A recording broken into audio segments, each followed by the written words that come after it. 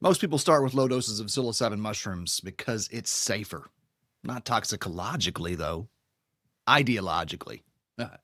Stay with me for the first 10 minutes of this argument, and you're going to think I'm completely irresponsible. But by the end, I think you're going to see that the answer is really quite obvious.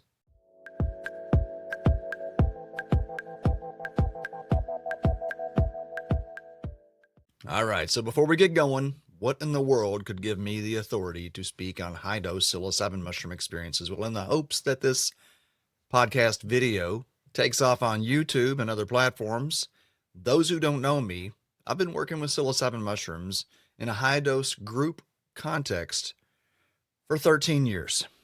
I have administered thousands of doses to hundreds of people in groups of 10 to 15 doses, anywhere from the 5 to 20 gram range. So I know a little bit about what I'm talking about here. I've also consumed those same doses myself many times, and I'm going to share some of the stories with you from those experiences that have helped me understand why the high dose experience, though perhaps a little more risky in some ways, is well worth it for the reward. All right, so here's the deal. High doses don't let you run.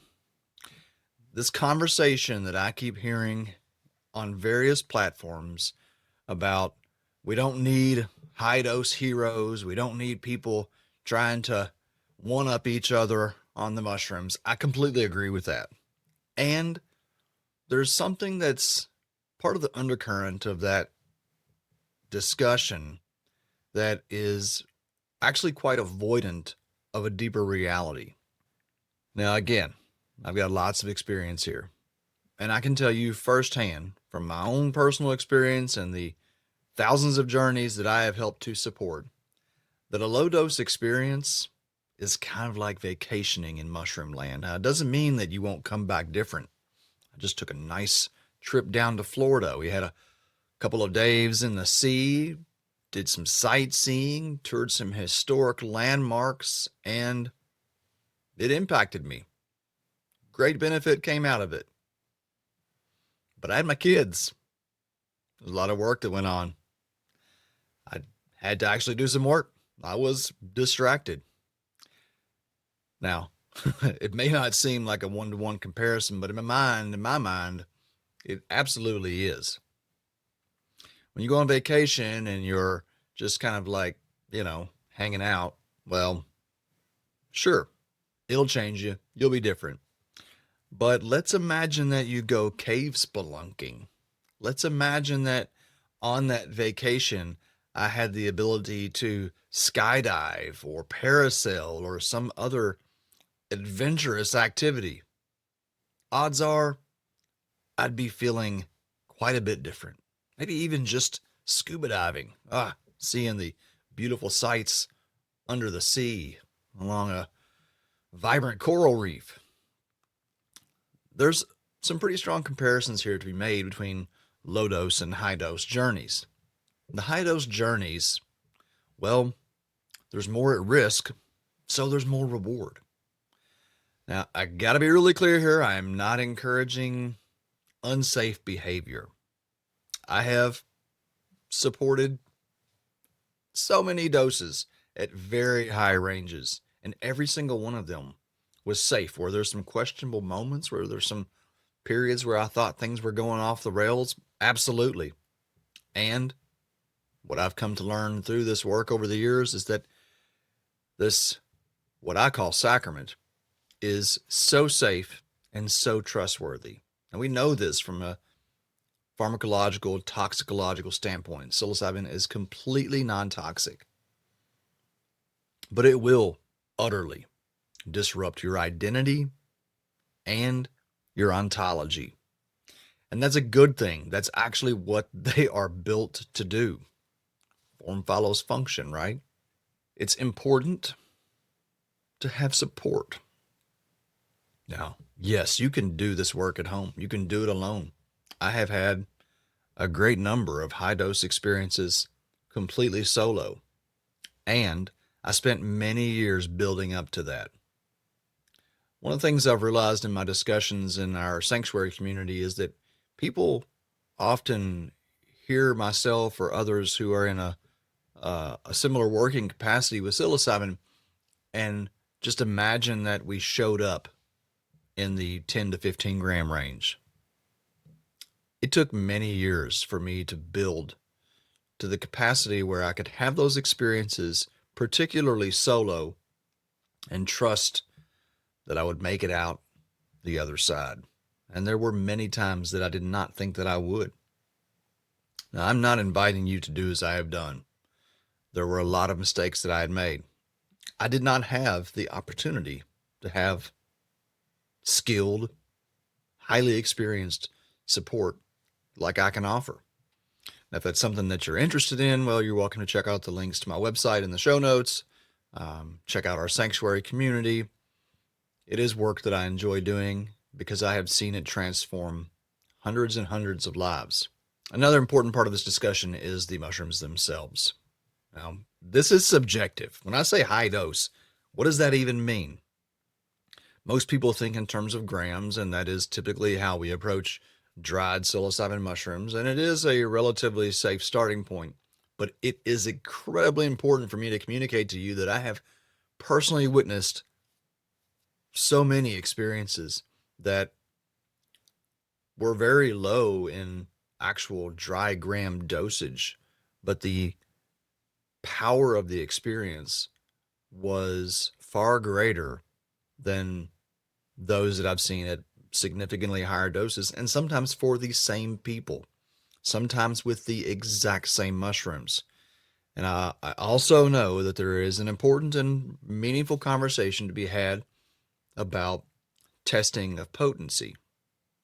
The work that I have done over the years, for the most part, in the past, worked with dried, powdered, homogenized batches of single strains of mushrooms. So a sample of 1 pound of mushrooms ground and powdered and encapsulated evenly distributes the potency. And what I have seen in terms of response has surprised me enormously. Folks who had a 3 gram experience that was 3 times as strong as their 7 gram experience. And there is a level of predictability as well. Now, there are so many interesting factors that we will come to explore as time goes on. An individual's level of resistance, cognitive, subconscious, even resistance to the experience can have a major impact on how powerful that given experience is. The more you're able to let go into the journey, then the more you'll get out of lower doses. And the more you're able to let go and trust the experience, the more meaningful and more revelatory a high dose experience can be.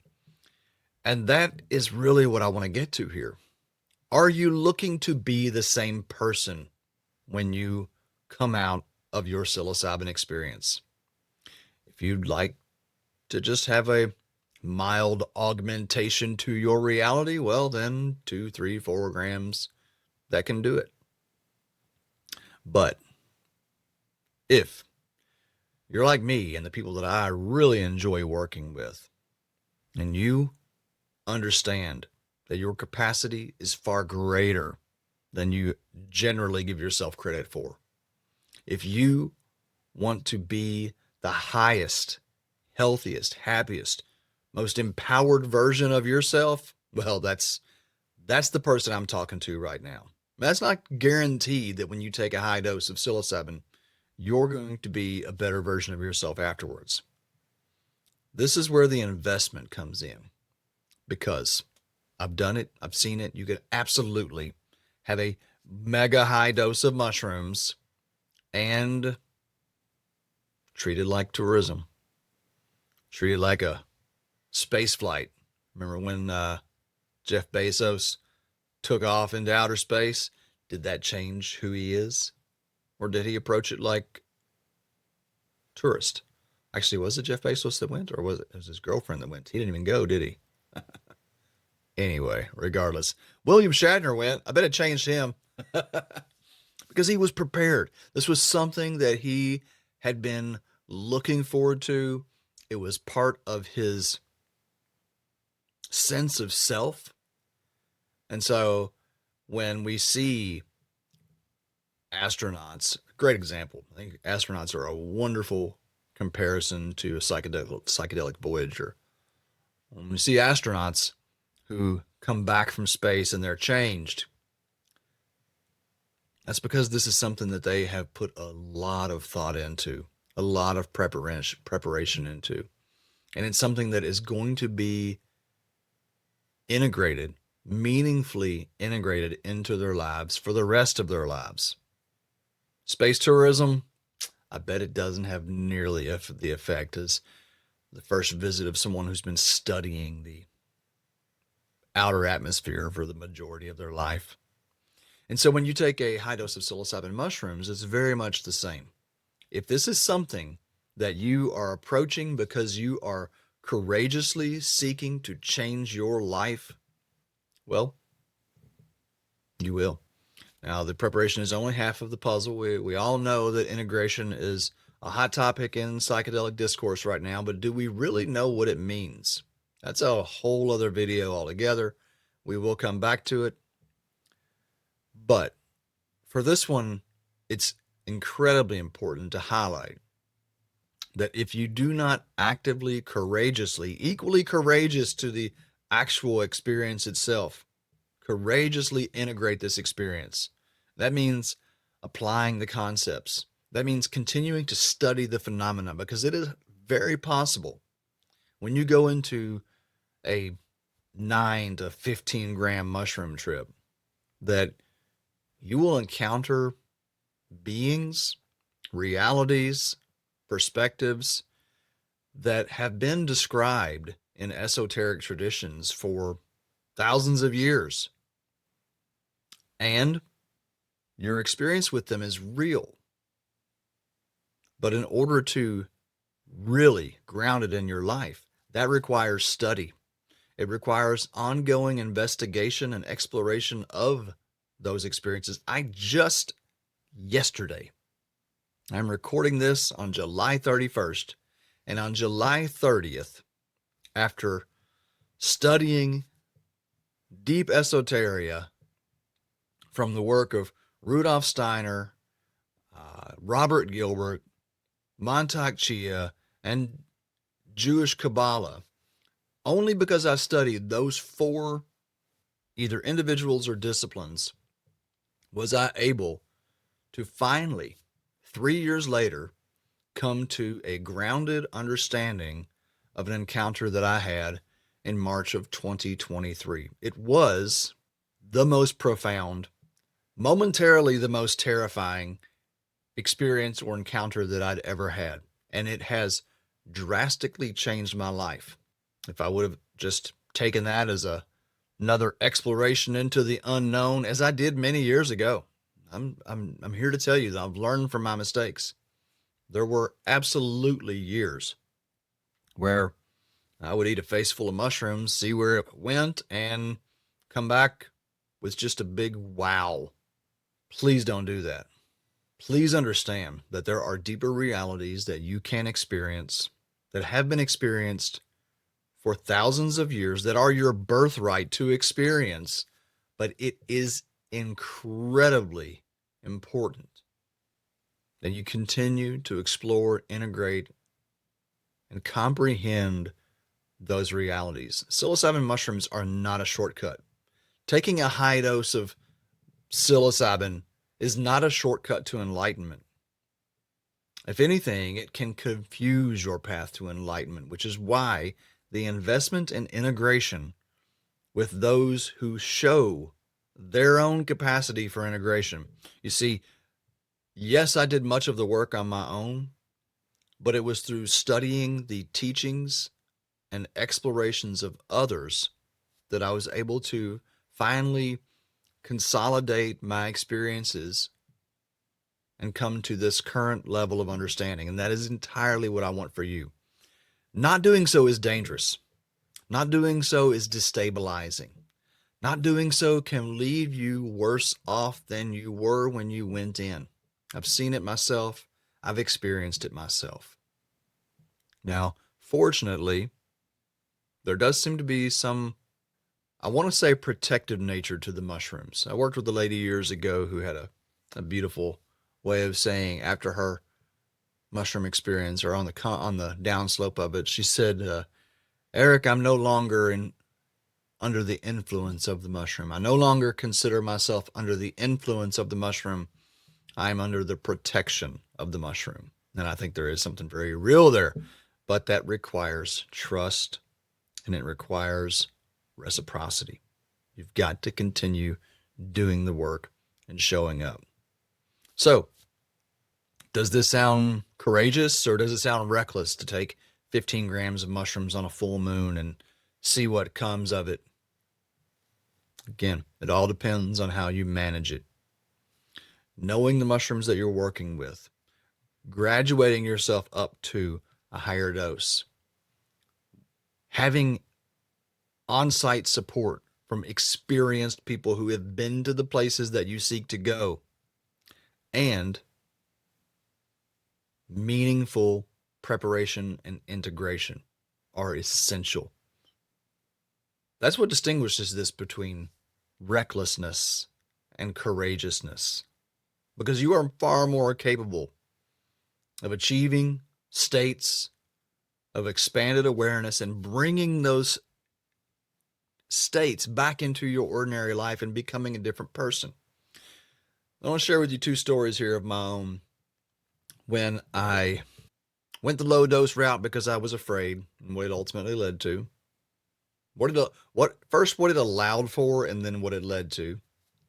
And then I want to share with you a higher dose experience and why the reward didn't seem as obvious on the outset, but afterwards it's completely apparent. All right, so I'm going to get vulnerable with you here. I have been married 3 times. I have never cheated on my wife, but once. Once when I was in Jamaica doing a consult for a government agency, there was a beautiful Jamaican woman who was my guide to various agricultural facilities. And while we were spending so much time together, we developed an attraction. So we spent one night together and things happened that I could not take back. And when I returned back to the States, I came home to my wife. Now, Courtney and I have had a very honest relationship. I won't get into the details of that right now, but this was the only time that I've ever not been able to be honest with her. I guess I will say it because it is valuable to the conversation here. We have had many ongoing discussions on ethical non-monogamy, and it has been our agreement that if something were to happen, we would communicate to the other. I have no delusions about any of our perfection, not mine or hers. I know that life presents us with temptations and challenges, and sometimes we fail. I failed in this case. I had a one-night stand. I came home, and I didn't tell her. Well, probably a month later, we decided to eat some mushrooms. We regularly consumed sacred mushrooms at that time together, and it was a low dose, maybe 3 or 4 grams. We were just going to spend some time under the moon and the stars with the fire. About 2 hours into the experience, I was feeling the pressure of this secret. I was feeling the fact that I had hidden from the woman that I loved an action of mine that, even without her knowing, had an impact on her. It was like this heat that was radiating from me. I wanted to tell her, but I couldn't. And this low dose of mushrooms, which for me, a 3-gram dose was relatively low, this low dose allowed me to keep it under wraps. My inner state kept calling me to say something. It kept saying, Eric, you want to confess this. You want to tell her. I could not. I resisted. My ego resisted telling her the truth. And she saw right through it.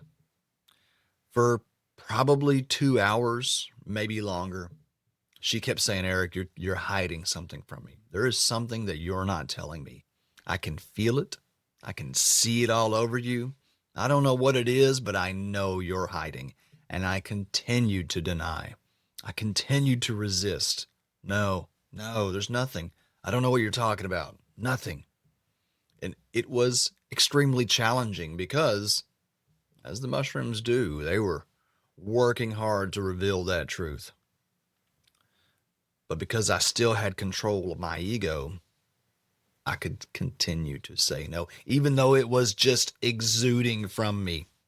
I resisted the entire night. I never told her. The next morning, however, I could not take it anymore and finally broke to her the news. It was far more painful than it would have been had I just told her when I got home. But what that showed me that night is the power of our own resistance, the power of our own conscious mind over the subconscious. In a different way, previous to even meeting my now wife, Courtney, actually, it was not long after we met. I saw that anger was destroying my life. I was violently angry with my ex-wife. She was doing everything in her power to keep me from my son, and maybe she had every right to. I was absolutely selling enormous amounts of psilocybin on the underground. She didn't necessarily know this, but either way, neither here nor there, I was constantly angry. But consciously, I wouldn't acknowledge it. Consciously, I wouldn't acknowledge that it was negatively impacting my life or my relationships. Consciously, I continued to delude myself into believing that I could go on living the way I was living and then it wouldn't damage my current relationship or the lives of my children or even my own physical health. I was living in denial. And I knew it in a certain part of me. So I took a 7 gram of mushrooms, 7 gram dose, and I tried during the onset to avoid the reality of my state.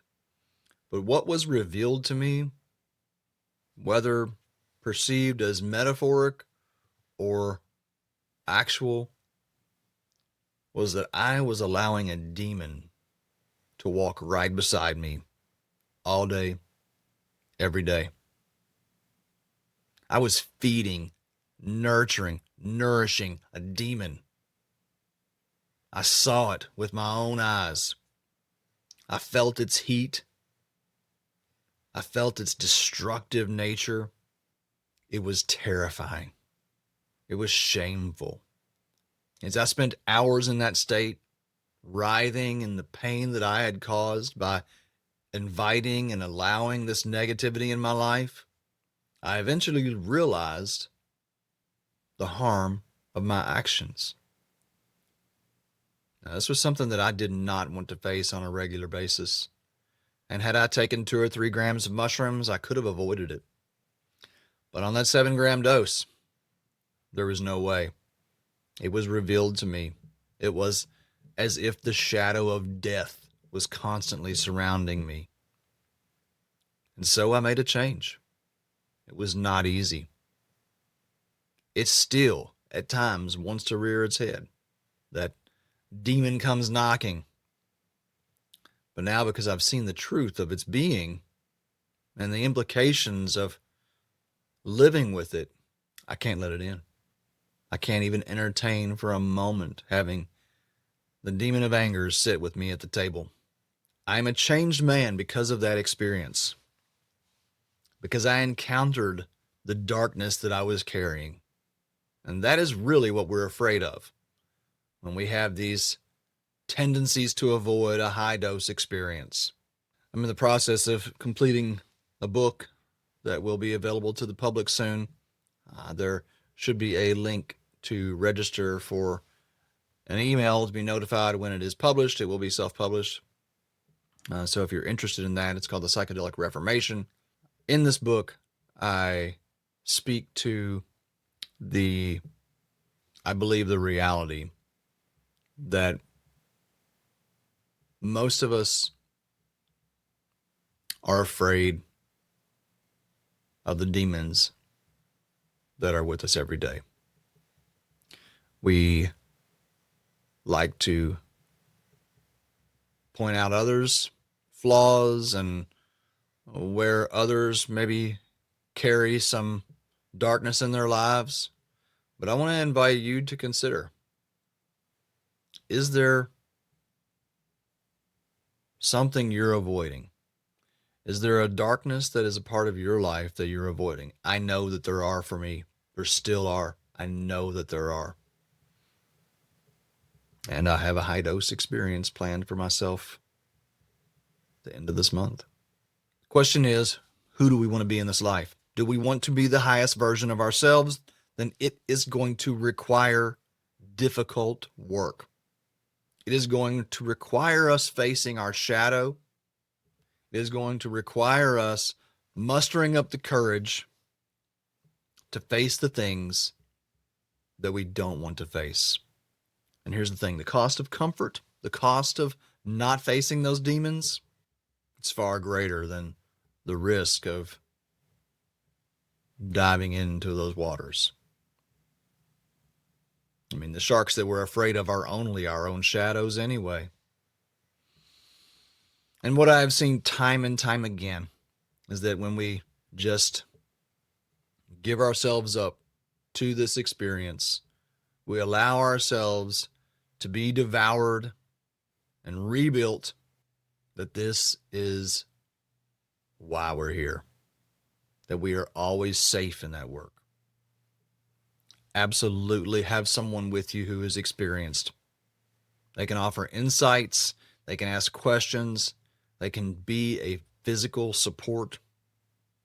My last high dose experience of 9 grams, did I need a sitter? Not necessarily. I've had many, many higher doses than that by myself. It was the first time that I actually had someone sit for me as a dedicated sitter. Often, erase that often part, Roel.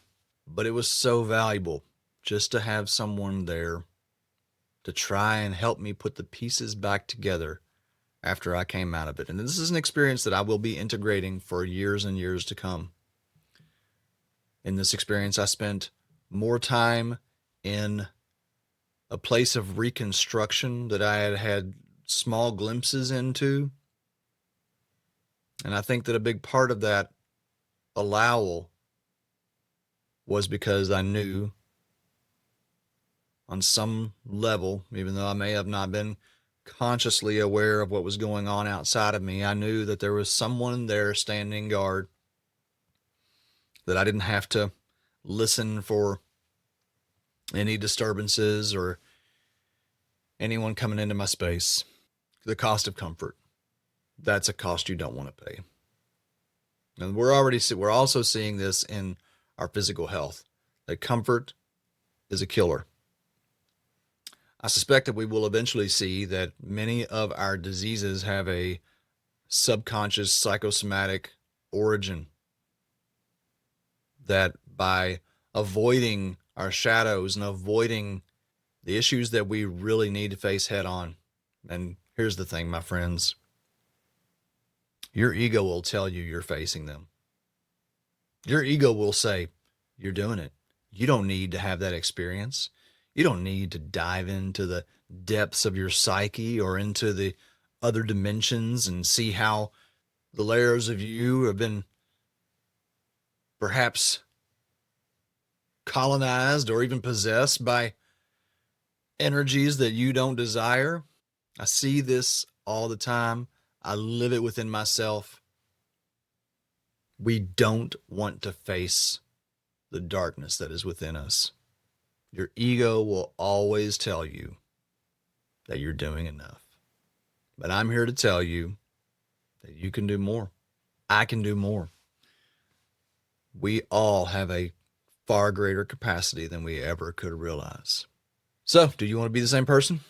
It's up to you, ultimately. This is a planet of free will. You get to decide. And when you decide to take that high dose of mushrooms that is capable of walking you through the fire and taking you out the other side, if there is one lesson that I would love to communicate deeply and profoundly, more than I can in words, is that you can trust this process. This is not simply another medicine. These mushrooms have been with us for thousands of years. Those who have gone to the depths with them will tell you that there is something on the other side beyond our understanding, beyond our comprehension. I would invite you to check out the work of Danny Goler, who is a DMT researcher. He's doing extended state DMT, and they're mapping that territory much in the same way that I've been mapping the mushroom territory. He is one of the only people who I've ever heard speak who has comparable experience diving into these realms. And he says the same thing. You are sovereign. This is your birthright. And you will come out better. But you got to dive in first. If that's something you're interested in, check out our Psanctuary community or check out working with me privately. This is work that I have loved. My 27 years, I have loved this work, the transformation that I see in folks. There is nothing outside of my family I love dearly. There is nothing on this planet that brings me greater joy than standing in solidarity with someone as they walk through their fire, as they see how powerful they are, as they come out refined, ready to be the next highest version of themselves, and then walking with them for the weeks and months afterward as they truly, deeply integrate that experience into their lives. Thank you so much for spending time with me. I sincerely appreciate your energy and attention. It is the most valuable commodity. It is my great honor and pleasure to be of service to this sacrament, to my human family. I hope to see you around our Psanctuary community or anywhere for that matter. Bless and be blessed.